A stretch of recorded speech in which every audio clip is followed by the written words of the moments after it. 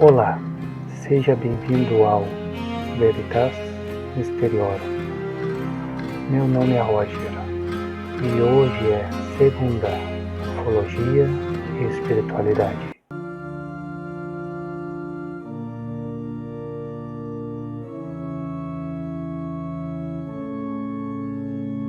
Olá, tudo começa na noite de 11 de novembro de 1979. Estamos na Europa, mais especificamente na Espanha. O voo JK-297 da Companhia Transportes Aéreos Espanhóis, ou simplesmente TAI, é um Super Caravelle, um avião comercial que naquela época era bem comum. Ele tinha decolado de Salzburgo, na Áustria, com 109 passageiros a bordo, a maioria turistas voltando de férias, e fez uma parada para reabastecimento em Palma de Mallorca, nas Ilhas Baleares. O destino final, Las Palmas, nas Ilhas Canárias.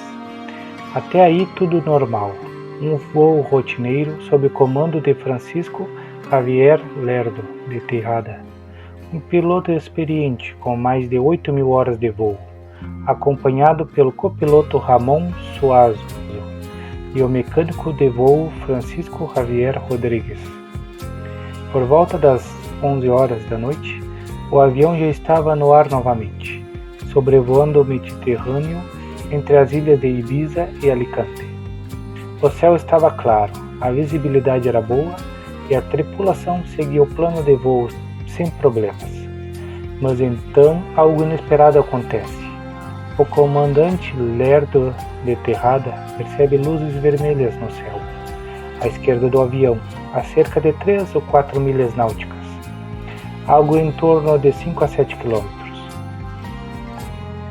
Essas luzes não eram comuns. Elas estavam fixas, brilhantes e pareciam estar em uma trajetória de colisão com o JK-297. O pânico começa a tomar conta da cabine.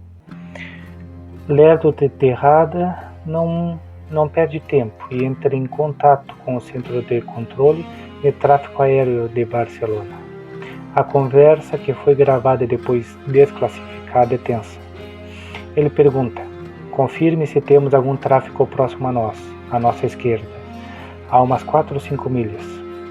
Temos 2 luzes roxas a umas 3 milhas, na posição 10 da nossa aeronave. O controlador responde que não há nada nos radares, nem no controle civil de Barcelona, nem no militar de Torrejón e Ardós, em Madrid.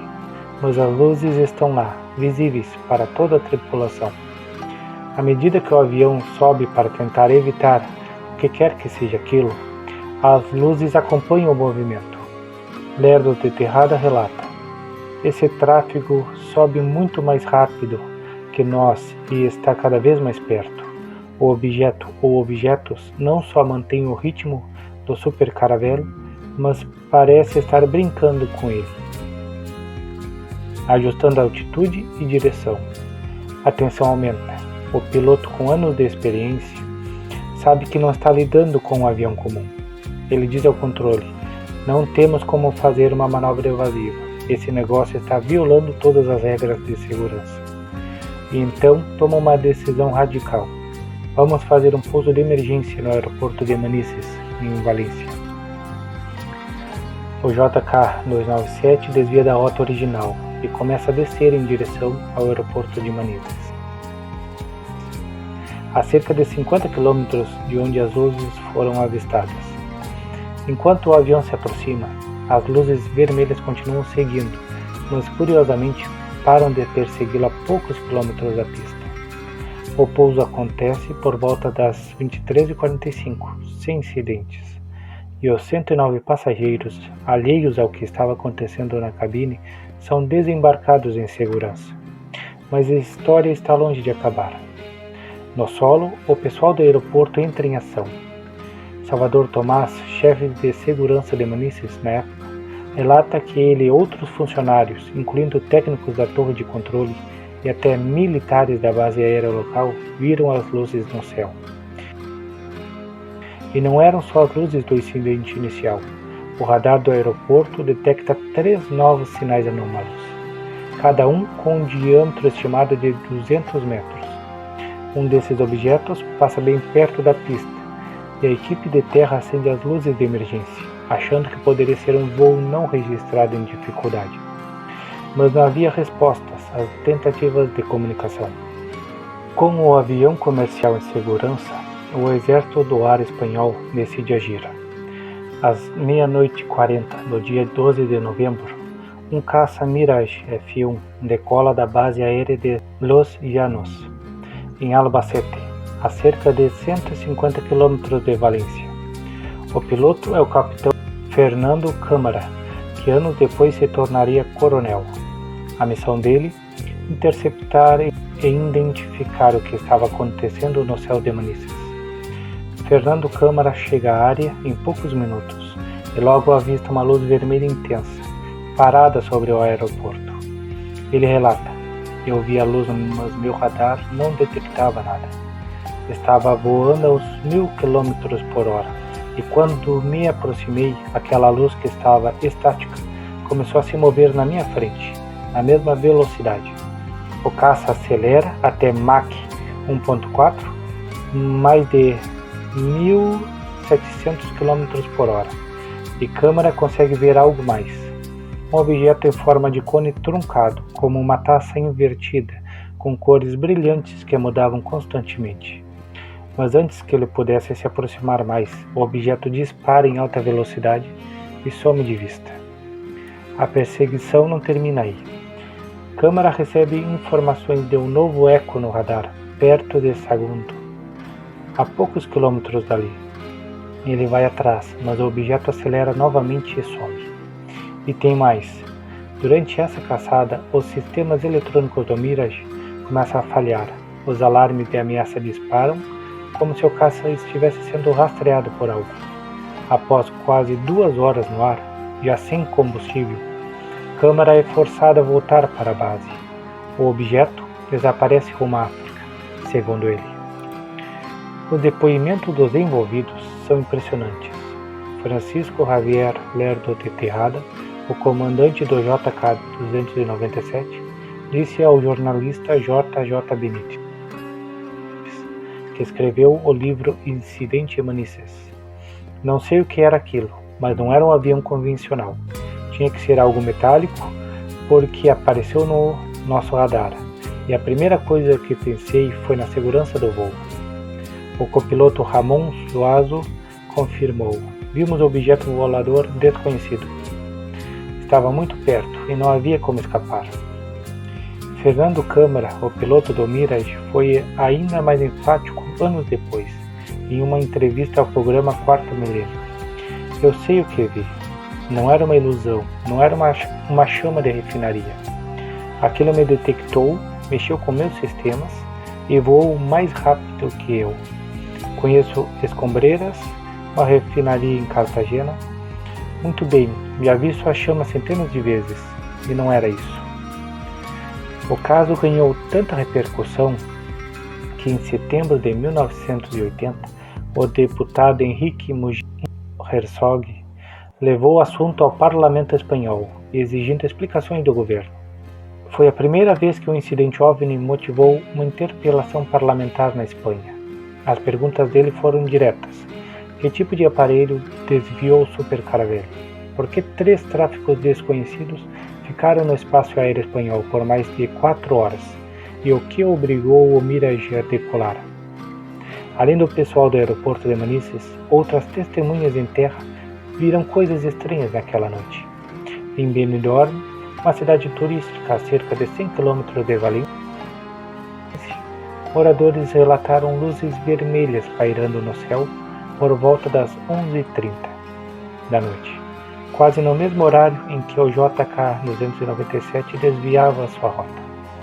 O pescador chamado José Clemente, que estava no mar perto de Alicante, contou ao jornal Información que viu uma esfera vermelha brilhante que ficou parada sobre as ondas por 5 minutos, antes de subir rápido e sumir. Em Sagunto, onde o Mirage F1 perseguiu um dos objetos, um agricultor chamado Vicente Corel afirmou ter visto 3 luzes em triângulo, cruzando o céu em silêncio absoluto. Ele disse ao jornal Levante: "Não era avião, porque não fazia barulho nenhum, e as luzes piscavam como se estivessem conversando entre si."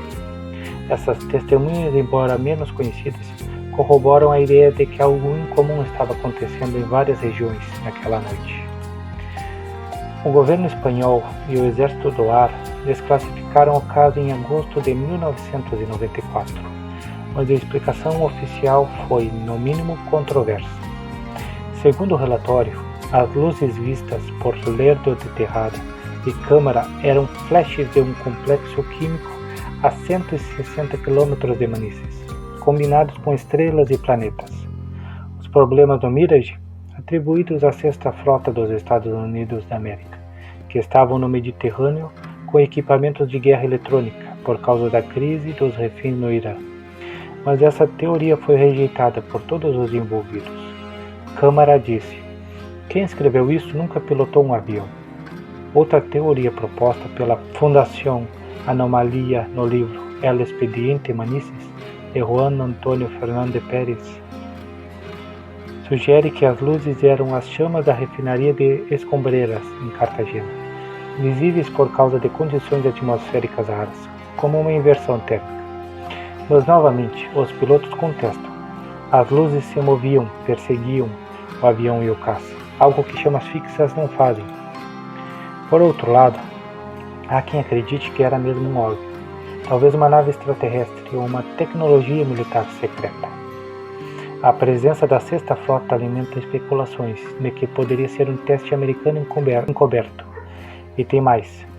Um mecânico em Soler, Mallorca, fotografou uma luz estranha na mesma noite, publicada no jornal Pueblo em 21 de novembro de 1979. Coincidência? O caso explodiu na mídia espanhola nos dias seguintes. O jornal El País publicou em 13 de novembro de 1979 uma manchete que dizia: "OVNI força pouso de emergência em Manises." A reportagem incluía uma entrevista com um controlador de tráfego aéreo anônimo que admitiu: "Nunca vimos nada assim antes. Não era um balão meteorológico, nem um avião perdido." Já o Diário de Mallorca trouxe uma matéria sugerindo que os passageiros do JK-297 estavam mais confusos do que assustados, já que a tripulação evitou contar a eles o motivo real do desvio. A sociedade ficou dividida. Em Valência, grupos de curiosos começaram a se reunir nas colinas próximas ao aeroporto nas noites seguintes, esperando ver mais luzes. Alguns ufólogos amadores, como Miguel Guaspe, chegaram a organizar vigílias, mas nada foi avistado novamente. Enquanto isso, a Igreja Católica local, por meio de um padre em Alicante, chegou a sugerir que as luzes poderiam ser sinais divinos, uma teoria que ganhou algum eco entre os mais religiosos. Uma coincidência intrigante. Na mesma semana do incidente de Manises, em 9 de novembro de 1979, um míssil balístico foi avistado no céu da Noruega, causando alarme antes de ser identificado como um teste soviético.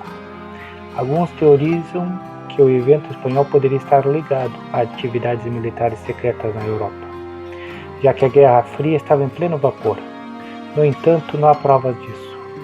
Outro detalhe curioso: o piloto do Mirage F1, Fernando Câmara, revelou em uma entrevista de 2010 que após o incidente foi abordado por um oficial americano em uma conferência militar em Madrid. O oficial perguntou detalhes sobre o caso, mas não se identificou, além de dizer que trabalhava para o Pentágono. Câmara disse que ficou com a impressão de que os Estados Unidos da América sabiam mais do que estavam dispostos a admitir. Hoje, 45 anos depois, estamos em 2025, afinal. O incidente de Manises continua sem uma resposta definitiva. Foi um OVNI, um fenômeno natural mal interpretado ou uma operação militar secreta? O que sabemos é que testemunhas confiáveis, pilotos, controladores, militares, viram algo que desafia explicações simples. O caso é tão sólido que até o renomado escritor J.J. Benítez, conhecido pela série Cavalo de Troia, dedicou um livro inteiro a ele. Então, o que vocês acham? Deixem nos comentários se vocês acreditam em OVNIs ou acham que há uma explicação mais terrena. E se você chegou até aqui, curta, inscreva-se e até o próximo vídeo.